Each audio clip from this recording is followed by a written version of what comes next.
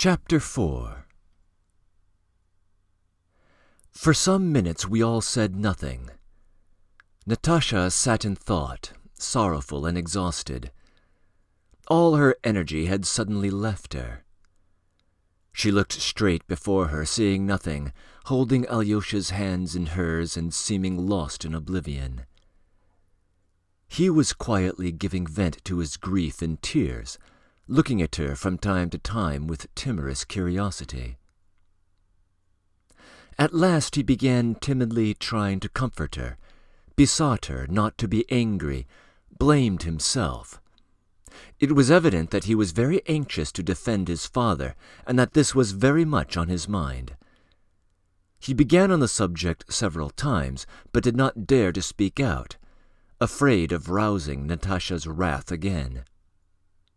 He protested his eternal, unchanging love, and hotly justified his devotion to Katya, continually repeating that he only loved Katya as a sister, a dear, kind sister whom he could not abandon altogether, that would be really coarse and cruel on his part, declaring that if Natasha knew Katya, they would be friends at once, so much so that they would never part and never quarrel. This idea pleased him particularly. The poor fellow was perfectly truthful.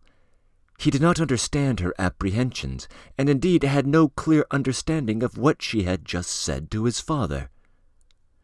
All he understood was that they had quarreled, and that, above all, lay like a stone on his heart. "Are you blaming me on your father's account?" asked Natasha. "How can I blame you," he said with bitter feeling, "when I'm the cause, and it's all my fault? It's I who have driven you into such fury, and in your anger you blamed him too, because you wanted to defend me. You always stand up for me, and I don't deserve it. You had to fix the blame on someone, so you fixed it on him. And he's really not to blame," cried Alyosha, warming up. "And was it with that thought he came here? Was that what he expected?" But seeing that Natasha was looking at him with distress and reproach, he was abashed at once. "Forgive me, I won't, he said. "It's all my fault." "Yes, Alyosha," she went on with bitter feeling. "Now he has come between us and spoilt all our peace for all our lives. You always believed in me more than in anyone. Now he has poured distrust and suspicion of me into your heart. You blame me. He has already taken from me half your heart. The black cat has run between us." "Don't speak like that, Natasha. Why do you talk of the black cat?" He was hurt by the expression. "He's won you by his false kindness, his false generosity," Natasha continued. "And now he will set you more and more against me." "I swear that it isn't so," said Alyosha with still greater heat. "He was irritated when he said he was in too great a hurry. You will see tomorrow, in a day or two. He'll think better of it. And if he's so angry that he really won't have our marriage, I swear I won't obey him. I shall have the strength, perhaps, for that. And do you know who will help us?" he cried, delighted with his idea. "Katya will help us. And you will see what a wonderful creature she is. You will see whether she wants to be your rival and part us. And how unfair you were just now when you said that I was one of those who might change the day after marriage. It was bitter to me to hear that. No, I'm not like that, and if I went often to see Katya—" "Hush, Alyosha. Go and see her whenever you like. That wasn't what I meant just now. You didn't understand at all. Be happy with anyone you like. I can't ask more of your heart than it can give me." Marva came in. "Am I to bring in the tea? It's no joke to keep the samovar boiling for 2 hours. It's 11 o'clock. She spoke rudely and crossly. She was evidently out of humor and angry with Natasha. The fact was that ever since Tuesday she had been in the greatest delight that her young lady, whom she was very fond of, was to be married, and had already had time to proclaim it all over the house and neighborhood, in the shop and to the porter. She had been boasting of it and relating triumphantly that a prince, a man of consequence and a general, awfully rich, had come himself to beg her young lady's consent, and she, Marva, had heard it with her own ears, and now suddenly it had all ended in smoke.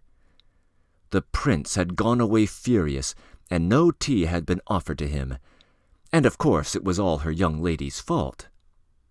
Marva had heard her speaking disrespectfully to him.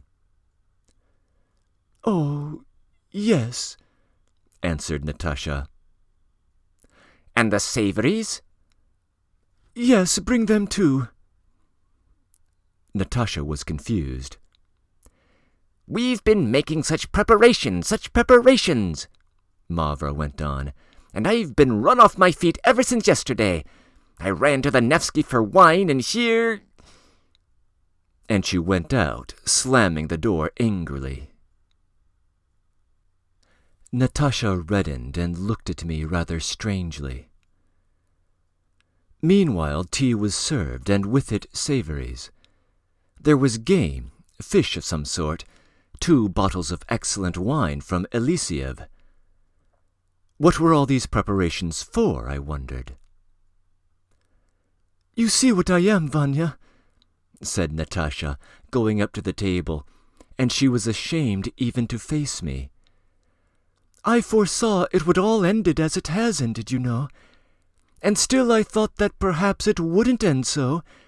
I thought Alyosha might come and begin to make peace, and we should be reconciled. All my suspicions would turn out to be unjust. I should be convinced. And I got a supper ready on the chance. I thought perhaps we should sit and talk till late." Poor Natasha!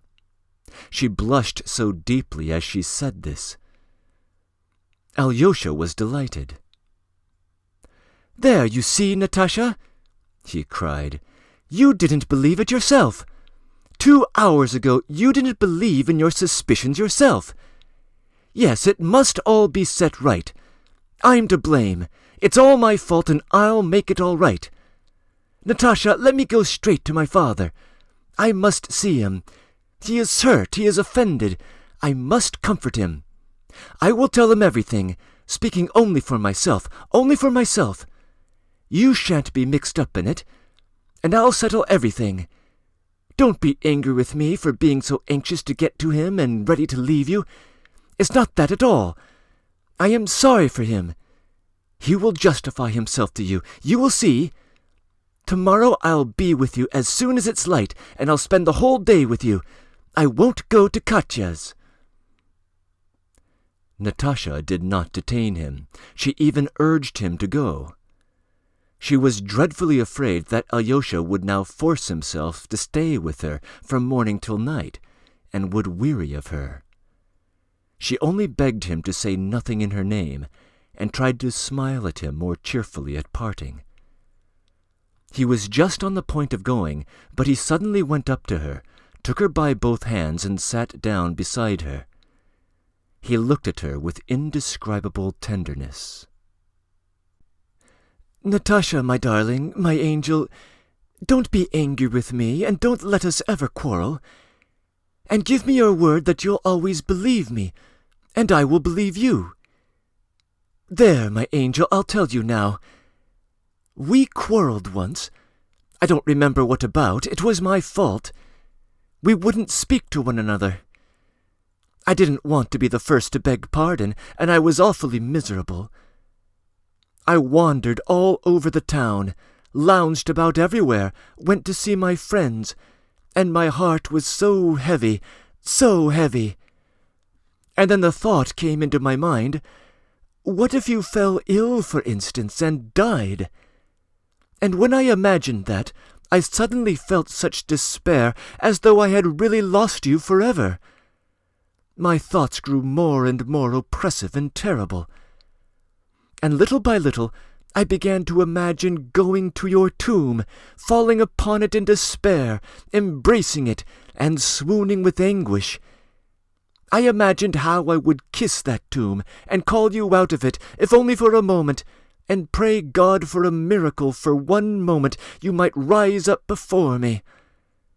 I imagined how I would rush to embrace you, press you to me, kiss you, and die, it seemed, with bliss at being able once more for one instant to hold you in my arms as before.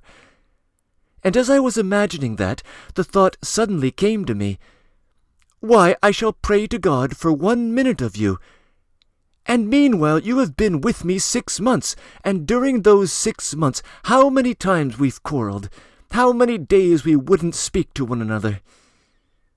For whole days we've been on bad terms and despised our happiness, and here I'm praying you to come for 1 minute from the tomb, and I'm ready to give my whole life for that minute. When I fancied all that, I couldn't restrain myself, but rushed to you as fast as I could. I ran here, and you were expecting me, and when we embraced after that quarrel, I remember I held you in my arms as tightly as though I were really losing you, Natasha. Don't let us ever quarrel. It always hurts me so.